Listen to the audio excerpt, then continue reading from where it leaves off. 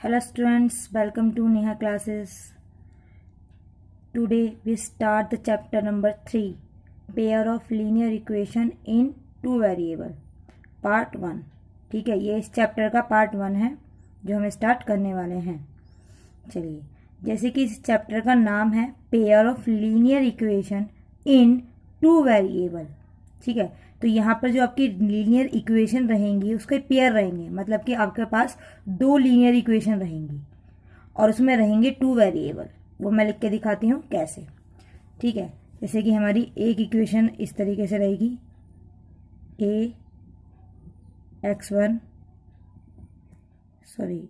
a1x b1y plus c is equal to 0, c1. दूसरी आपकी linear equation रहेगी a2x plus b2y plus c2 is equal to 0. यहाँ पे जो ये वैल्यूज़ हैं a1, b1, c1, a2, b2, c2, ये रियल नंबर्स हैं. क्या हैं? Real numbers. तो मैं यहाँ पे लिख देती हूँ. इसमें जो हमारा a1 है, b1 है एंड c1 है, क्या है? Are real numbers. Real numbers. Real numbers क्या? जिसमें सारे नंबर्स आते हैं, मतलब कि प्लस वाले भी, माइनस वाले भी, रूट वाले भी, विदाउट रूट वाले भी, रैशनल नंबर भी, सारे मिला के जो होते हैं उसे बोलते हैं रियल नंबर. तो इनकी वैल्यूज कुछ भी हो सकती है. ऐसे ही यहाँ भी a2, b2 and c2 are real numbers. कैसे नंबर्स हैं ये? रियल नंबर्स हैं. ठीक है, इस तरीके से.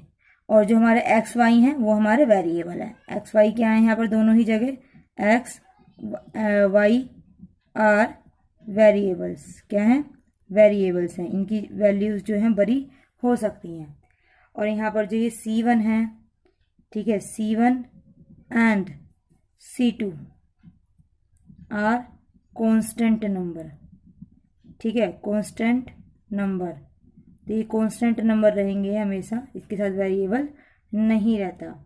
और एक चीज़ और बता दूं, जो आपका a1 है, b1 है, ठीक है, b1 है, in equation 1 are not equal to 0. ये कभी भी इक्वल टू 0 नहीं हो सकता. इक्वल टू 0 नहीं हो सकता, जैसे कि मैंने लिखा है. ऐसे ही आपके जो दूसरा लीनियर इक्वेशन है उसमें a2 and b2 in equation 2 are not equal to 0. ये भी इक्वल टू 0 नहीं हो सकता है.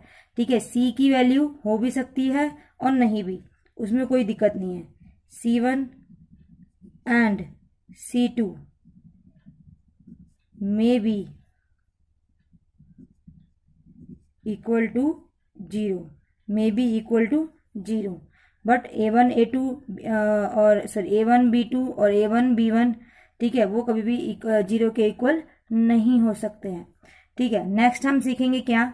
ये जो आपकी दो लीनियर इक्वेशंस हैं, इसको हम इस चैप्टर में ग्राफिकली रिप्रेजेंट करते हैं.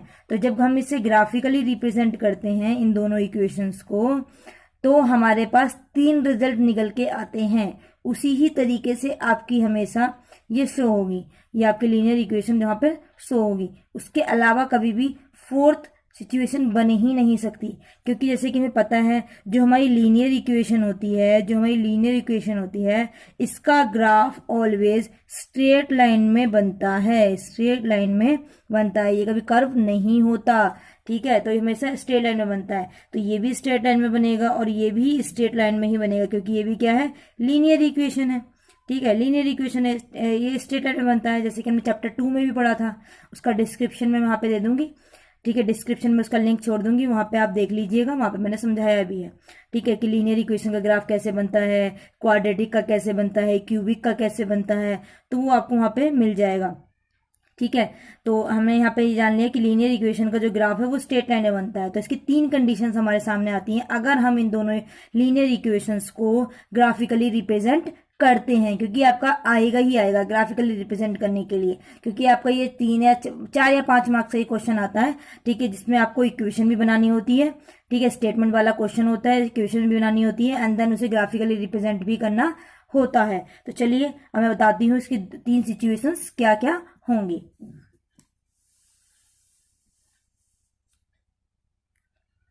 ठीक है, तो ये आपकी सिचुएशंस होंगी इस तरीके से, 1 बाय 1 करके पढ़ाती हूँ मैं आपको। पहली सिचुएशन क्या होंगी, आपकी दोनों लाइंस, ये इक्वेशन नंबर 1 मान लेते हैं इसको, ये इक्वेशन नंबर 1 है और ये इक्वेशन नंबर 2 है जो हमने रिप्रेजेंट करी। तो ये दोनों या तो क्रॉस कर जाएंगी, ये दोनों क्या कर जाएंगे, क्रॉस। तो हम इसको बोलते हैं the 2 lines intersect at 1 point. जो आपकी 2 लाइन्स है वो इंटरसेक्ट हो जाती है एक पॉइंट पे, जैसे कि यहाँ पे दिखाया गया है। ठीक है, तो ये आपकी फर्स्ट सिचुएशन है। सेकंड आपकी क्या हो सकती है, दोनों लाइंस पैरेलल हो सकती हैं इस तरीके से। ठीक है, ये इंटरसेक्ट करे ही ना, ये इंटरसेक्ट करे ही ना, तो दो सिचुएशन, एक दूसरी सिचुएशन ये ऐसी हो सकती है। The two lines will not intersect, the two lines will not intersect such that they are parallels. ठीक है, जब दो लाइन्स एक दूसरे से इंटरसेक्ट नहीं करती हैं तो हम उसे क्या बोलते हैं, पैरेलल लाइन्स। क्या बोलते हैं, पैरेलल लाइन्स। तो ये ध्यान में रखेंगे, ऐसी लाइन्स को क्या बोलते हैं, पैरेलल लाइन्स बोलते हैं। थर्ड कंडीशन, जब आपकी दोनों ही लाइंस एक दूसरे के ऊपर रहेंगी, ठीक है, पता ही नहीं चल रहा कि कौन सी दूसरी लाइन कहाँ है, वो इसी पर है, दोनों ही सेम है, मतलब एक दूसरे के ऊपर है, तो ऐसी लाइंस को क्या बोलते हैं, the two lines will be coincident. तो क्या बोलते हैं, ये दो लाइंस क्या कहलाती हैं, कोइंसिडेंट कहलाती हैं। ठीक है, क्योंकि ये दोनों लाइंस एक दूसरे के ऊपर ही आती हैं। तो इस तरीके से इसका ये होता है। तो 3 कंडीशन होती है हमारी, या तो हमारे दोनों लीनियर इक्वेशन इंटरसेक्ट करेंगी, या पैरेलल होंगी, या कोइंसिडेंट होंगी। ठीक है, 3 के अलावा चौथी सिचुएशन आपकी निकलेगी ही नहीं। ठीक है, तो इसे आप नोट कर लेंगे और हम स्टार्ट करते हैं एक्सरसाइज 3.1। अब हम स्टार्ट करते हैं एक्सरसाइज 3.1 का पहला क्वेश्चन। मैंने आपके इस पे लिखा हुआ है, हम पहले इसे रीड करेंगे अच्छे से एंड देन इसे सॉल्व करेंगे। चलिए, तो हमें लिखा हुआ है क्वेश्चन में, Aftab tales his daughter, Aftab ने अपनी बेटी से कहा 7 years ago, 7 साल पहले, I was 7 times as old you were then। Aftab ने अपनी बेटी से कहा 7 साल पहले मैं तुम्हारी एज का 7 टाइम्स था। ओके, क्वेश्चन आपको ध्यान से पढ़ना है क्योंकि क्वेश्चन में ही सॉल्यूशन मौजूद है, तो उसे अच्छे से पढ़ेंगे। ठीक है, तो जो इसने कहा, फिर आगे पढ़ते हैं। ऑल्सो 3 years फ्रॉम नाउ, अब से 3 साल बाद, आई शैल बी 3 times, मैं तुम्हारी एज का 3 times हो जाऊंगा। कौन, आफ्ताब कह रहा है अपनी बेटी से कि मैं तुम्हारी, अब से 3 साल बाद मैं तुम्हारी एज का 3 times हो जाऊंगा, as old as you will be. ठीक है, जितना तुम्हारी उम्र होगी। Represent this situation algebraically and graphically, हमें दोनों ही दिखानी है, एल्जेब्रिकली भी दिखानी है और ग्राफिकली ही दिखानी है। अगर इस तरीके का क्वेश्चन आता है वो 3 या 4 मार्क्स से कम नहीं होगा, तो इसे हम अच्छे से सीखेंगे। और ये एज वाला क्वेश्चन तो बहुत बार पेपर्स में देखने को मिलता है, शायद आपके प्री बोर्ड में भी देखने को मिले इस क्वेश्चन को। ठीक है, तो हम इसे अच्छे से करेंगे, समझेंगे। पहले हम ग्राफिकली रिप्रेजेंट करेंगे एंड एल्जेब्रिकली करेंगे एंड देन ग्राफिकली आपको रिप्रेजेंट करना मैं आपको बताऊंगी। ठीक है, तो चलिए अब हम तरीका देखते हैं कि हमें सॉल्यूशन कैसे करना है। तो जैसे जैसे उसने कहा था हम बिल्कुल वैसे ही करेंगे पहले। ठीक है, सॉल्यूशन हम यहाँ से स्टार्ट कर रहे हैं। तो हम सबसे पहले क्या कर रहे हैं, लेट करूंगी मैं, लेट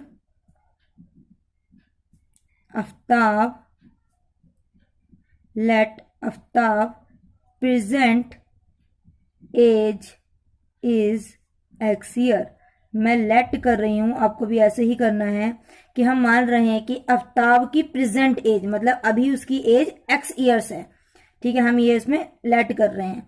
ठीक है, और ये भी लेट कर रहे हैं, let Aftab's daughter present age is Y years. ठीक है, ये भी हम लेट कर रहे हैं कि आफ्ताब की बेटी की जो एज है वो कितनी है, Y ईयर्स है। यहाँ तक आपको समझ में आ गया होगा। एज्यूम करती हूँ मैं, ठीक है। तो आफ्ताब की प्रेजेंट एज हमने एक्स मानी और आफ्ताब की डॉटर की प्रेजेंट एज हमने वाई मानी, क्योंकि हमारा क्वेश्चन ही इस पर बेस्ड है कि पेयर ऑफ लीनियर इक्वेशन, दो वेरिएबल तो होने चाहिए ना, दो वेरिएबल आपके ये आ गए। चलिए, तो जैसा कि उसने हमसे पहले कहा था हम उसके अकॉर्डिंग अब इसे करते हैं, ठीक है। मैं यहाँ पे लिख देती हूँ अकॉर्डिंग टू क्वेश्चन, ठीक है। मैं थोड़ा शॉर्ट में लिख रही हूँ, आप इसे थोड़ा सा बड़ा करके लिखेंगे इसकी फुल फॉर्म में जब आप पेपर में करेंगे तब, ठीक है। तो जैसे उसने कहा आफ्ताब टेल्स हिज डॉटर, अपना आफ्ताब ने अपनी बेटी से कहा 7 years एगो, 7 years एगो मतलब 7 साल पहले। तो अगर आफ्ताब की एज अब x है तो 7 साल पहले क्या रही होगी? अगर आफ्ताब की एज अब x है तो 7 साल पहले क्या रही होगी? जितनी उसकी अब एज है उसमें से हम 7 माइनस कर दें, 7 माइनस कर दें तो हमें पता चल जाएगा कि 7 साल पहले उसकी एज क्या रही होगी। लेट अज्यूम, जैसे अगर कोई बच्चा है उसकी जो एज है वो 10 years है, वो 10 years है, तो 7 साल पहले उसकी एज क्या रही होगी? तो हम 10 में से 7 को माइनस कर देंगे तो बचेगा 3, तो उसकी एज कितनी रही होगी? 3 years। तो ऐसे ही जब आफ्ताब की प्रेजेंट एज x है तो 7 साल पहले क्या रही होगी उसकी age? x minus 7 equal to, जब आफ्ताब की एज कम रही होगी तो उसकी बेटी की भी कम रही होगी ना 7 साल पहले, तो उसकी बेटी की एज 22 है, अब उसमें से भी हम 7 माइनस कर देंगे। इस तरीके से हमने इसको लिखा, ठीक है। तो उसने ये बोला कि 7 years एगो, तो उसका हमने ये बनाया। फिर उसने बोला I was 7 times as old as you were then. तो आफ्ताब ने कहा कि मैं जब 7 साल पहले जो मेरी एज थी, मैं अपनी एज का तुम्हारी एज से कितना था? 7 times था। तो हमने इसे 7 से मल्टीप्लाई कर दिया, क्योंकि उसने टाइम्स वर्ड यूज करा ना, टाइम्स का मतलब मल्टीप्लाई होता है, तो मल्टीप्लाई बाय 7। अब इसे हम सॉल्व करेंगे, x minus 7 is equal to 7 को मल्टीप्लाई करेंगे तो 7y माइनस में 49, ठीक है। हम सबको एक ही साइड लेके आएंगे ताकि हमारी इक्वेशन निकल जाए, sorry plus 49 is equal to 0। तो यहाँ हो गया x माइनस में 7y और माइनस में नहीं प्लस में ये हो जाएगा आपका 42 इज इक्वल टू 0। ये आपकी हो गई पहली इक्वेशन की, कौन सी इक्वेशन हो गई? पहली इक्वेशन। अब हम नेक्स्ट चलते हैं, हम नेक्स्ट इक्वेशन बनाएंगे। इसके लिए मैं अभी पढ़ा देती हूँ आपको। आल्सो 3 years फ्रॉम नाउ, 3 साल बाद, आई सेल बी 3 times। तो वो जो आफ्ताब है अपनी डॉटर की एज का क्या हो जाएगा? 3 times हो जाएगा, और 3 ही साल बाद।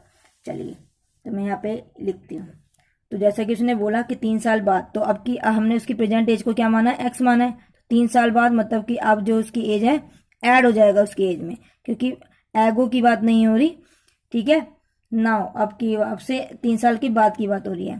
तो जब आफ्ताब की 3 साल एज बढ़ेगी तो उसकी डॉटर की भी बढ़ेगी, इस तरीके से। तो आफ्ताब अपनी बेटी की एज का क्या है? 3 times है, इस तरीके से, ठीक है। अब हम इसे सॉल्व करेंगे तो क्या हो जाएगा? x plus 3 is equal to 3y plus 9, ठीक है। सबको सेम साइड ले आएंगे जैसे पहले लाए थे हम, इस तरीके से। तो 3y माइनस प्लस में तो माइनस में, 9 प्लस में है तो माइनस में आएगा। x माइनस 3y माइनस के 6 इज इक्वल टू 0। ये आपकी हो गई सेकेंड इक्वेशन, ठीक है। आपके पास 2 इक्वेशंस आ गई हैं, ठीक है। तो ग्राफिकली रिप्रेजेंट ये हो चुका है। अब हम क्या करेंगे इसे, सॉरी एल्जेब्रिकली रिप्रेजेंट हो चुका है, अब हम इसे ग्राफिकली सॉल्व करेंगे, ठीक है। ग्राफिकली हम इसे रिप्रेजेंट करेंगे। तो जो कि हमारी इक्वेशन नंबर 1 थी, मैं उसे लिख लेती हूँ एक बार यहाँ पर, x minus 7y plus 42 is equal to 0। ये आपकी इक्वेशन नंबर 1 थी। तो इसका सॉल्यूशन निकालेंगे हम, इसका सॉल्यूशन निकालेंगे। तो मैं यहाँ पर एक बॉक्स बना रही हूँ, ये आपने पहले भी सीखा होगा, क्लास 9th में भी था ये, ठीक है। तो हम इसकी वैल्यूज निकालेंगे। 2 वैल्यूज इनफ होती है, तो 2, आप चाहे तो 3 भी निकाल सकते हैं, क्योंकि कुछ स्कूल्स में कहते हैं कि 3 वैल्यूज निकालना है, टीचर्स चेक नहीं करती, 3 वैल्यूज के लिए बोलती हैं। तो कोई बात नहीं, आप 3 भी निकाल सकते हैं, ऐसा कुछ नहीं है, लेकिन 2 वैल्यूज से भी हमारा काम हो जाता है। तो इसमें क्या करते हैं, हम इसे थोड़ा सिंपलिस्ट करते हैं इस फॉर्म को, ताकि हमें वैल्यूज रखने में और समझने में थोड़ा आसान हो। तो मैंने देखो, जो आपका वेरिएबल को सेपरेट कर देंगे एक वेरिएबल को, तो मैं यहाँ पर x को कर रही हूँ क्योंकि उसे करना थोड़ा इजी है मेरे लिए। तो ये 7y हो गया और माइनस के 42 दूसरी साइड लेके गई हूँ मैं इसे, ठीक है। तो यहाँ पे मेरे सिंपलेस्ट फॉर्म में हो गया। अब जो मैं पुट करूंगी वैल्यू y में पुट करूंगी और x की आएगी, ठीक है, x की वैल्यू आएगी।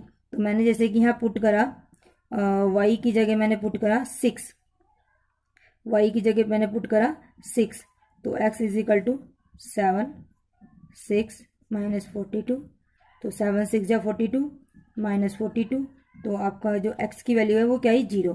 तो मैं यहाँ लिखूंगी, जब मैंने y की जगह पुट करा 6 तो x आया हमारा 0, इस तरीके से। तो मैं एक वैल्यू जोड़ लूँगी वैसे ही। अब मैं पुट करूँगी y की जगह 7, y की जगह 7, तो x is equal to 7 into 7 -42, इस तरीके से ये 49 माइनस में 42, तो ये हो गया आपका 7।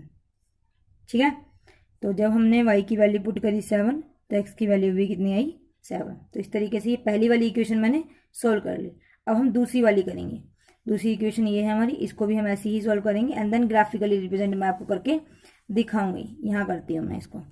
ठीक है, तो हमारी दूसरी इक्वेशन क्या थी, x minus 3y minus 6 is equal to 0। मैंने यहाँ पे एक बॉक्स बनाया इस तरीके से, इसमें मैंने दिया x y। ठीक है, x और y। अब मैं जैसे कि मैंने पहले सिंपलेस्ट फॉर्म में करा था तो इसको भी सिंपलेस्ट फॉर्म में कर रही हूँ इस तरीके से। अब मैं यहाँ पुट करूँगी y की वैल्यू और x की वैल्यू मुझे मिल जाएगी। ठीक है, थोड़ा सोच समझ के करना है हमें ताकि हमारा आंसर थोड़ा आसान आए। तो मैं यहाँ पुट कर रही हूँ 0, x की वैल्यू 0, कुछ भी पुट कर सकते हैं, सॉरी y की वैल्यू 0 पुट कर रही हूँ। तो x इज इक्वल टू, जब मैंने 0 पुट करी तो इस तरीके से, तो 0 + 6 तो कितना हो गया 6। तो जब मैंने y की वैल्यू 0 पुट करी तो x की वैल्यू 6 आई। ठीक है, और x is equal to 3y + 6, यहाँ हम पुट करेंगे y की जगह -2, तो x इज इक्वल टू 3, क्योंकि कुछ भी वैल्यू पुट कर सकते हैं तो माइनस कर लिया। मैं थोड़ी आसपास की वैल्यूज देखना चाह रही हूँ, थोड़ा आसान हो जाए। 0, तो जब मैंने y की वैल्यू पुट करी -2 तो मुझे वैल्यू कितनी मिली, 0 मिली। ठीक है, तो इस तरीके से हमारा ये हो गया। अब हम इसे ग्राफिकली रिप्रेजेंट करेंगे, तो पहले मैं वहाँ पे ये बॉक्सेस बना लूँगी। ठीक है, तो हम इसे ग्राफिकली रिप्रेजेंट करते हैं, आप इतने से नोट करिए। ओके, जैसे कि आपको स्क्रीन पे दिख रहा है, मैंने यहाँ पे इक्वेशन नंबर 1 और इक्वेशन नंबर 2 के बॉक्सेस यहाँ पे मैंने लिख लिए हैं। ग्राफ मैंने रिप्रेजेंट कर दिया है, वैल्यूज नहीं डाली है तो मैं आपके सामने वो डालूंगी। तो क्योंकि ये आपका पॉजिटिव एक्सिस होता है इसलिए एक्स से डिनोट करते हैं, ये आपका नेगेटिव होता है तो इसलिए इसे एक्स डैश से डिनोट करते हैं। ठीक है, वाई में पॉजिटिव ये रहता है तो इसे वाई से डिनोट करते हैं, और नेगेटिव साइड ये रहती है तो इसे वाई डैश से डिनोट करते हैं। तो देखिए आपकी इक्वेशंस में x की जो वैल्यू है पॉजिटिव साइड वाली कितनी लेनी है हमें, 0 7 6 0, तो हाईएस्ट कितनी है 7 है, तो 3 4 5 6। तो ठीक है, तो मैं यहाँ पे लेती हूँ 1 2 3 4 5 6 7। आप थोड़ा एक्स्ट्रा लेंगे, मेरे में थोड़ी जगह नहीं थी मैंने इसे कम ले लिया। आप थोड़ा एक्स्ट्रा लेंगे तो और अच्छा लगेगा। ठीक है, तो यहाँ पे आ जाएगा -1 -2 -3 -4। ठीक है, y में आपकी हाईएस्ट कितनी है 7 है उसमें भी, तो यहीं से लेना स्टार्ट करते हैं 1 2 3 4 5 6 7 इस तरीके से। और यहाँ पर आपका हो जाएगा कितना, यहाँ पे -1 -2 -3 -4, इतना मैंने रिप्रेजेंट कर दिया। ठीक है, अब हम इसकी वैल्यूज को यहाँ पे पुट करेंगे। पहले क्वेश्चन नंबर 1 की क्या है 0 6, तो मतलब x का 0 और y का 6, तो इसी स्टेटमेंट में हम यहाँ पे आते हुए ये इसे ऐसे अपने यहाँ पे पुट कर दिया। दूसरा बोला 7 7, तो x भी 7 है y भी 7 है, तो x का 7 ये रहा और y का 7 हमें कहाँ मिलेगा, y का 7 हमें ये इधर मिल गया इस तरीके से। ठीक है, ऐसे तो हम से थोड़ा आप जो है स्केल से इसको मिलाएंगे। ठीक है, मैं भी ऐसे ही मिला दे दी हूँ इस तरीके से, इसको थोड़ा सा एक्सपेंड कर देंगे। आप स्केल से मिलाते हुए इसको ऐसे रिप्रेजेंट कर देंगे। ठीक है, दूसरी इक्वेशन अब हम पुट करते हैं। और हाँ, एक चीज़ और करेंगे, यहाँ पे इक्वेशंस का वैल्यू भी जो इक्वेशन जो है वो डाल लेंगे। जो हमारी इक्वेशन थी, ये इक्वेशन थी क्या थी, x - 7y + 42 is equal to 0, और इसे ऐसे रिप्रेजेंट कर देंगे 0 6। ठीक है, x की वैल्यू पहले आती है और y की बाद में आती है, कोऑर्डिनेट्स बोलते हैं हम इसको। ठीक है, और ये 7 7 इस तरीके से रिप्रेजेंट करते हैं तो थोड़ा अच्छा लगता है। 6 0, x की वैल्यू 6 और y की वैल्यू 0, तो x की वैल्यू 6 कहाँ है, ये रहा, ठीक है, और वाई जीरो कहाँ है, वाई जीरो यहीं पे है, तो ये यहीं पे आ गया। दूसरा 0 - 2, एक्स आपका 0 है और वाई आपका -2 है, तो ये इधर की साइड रिप्रेजेंट हो जाएगा। तो चलिए हम इसे अब मैच कर देते हैं इस तरीके से। ये हो गया आपका, इस तरीके से हमारा ये हो गया। ठीक है, तो ये वैल्यूज हमारी क्या हो गई, 0 - 2 और ये हमारा हो चुका है 6 0। तो ये ग्राफ जो है इस तरीके से रिप्रेजेंट हो जाएगा। ठीक है, ये ग्राफ जो इस तरीके से रिप्रेजेंट हो जाएगा। यहाँ तक हमारा क्वेश्चन खत्म।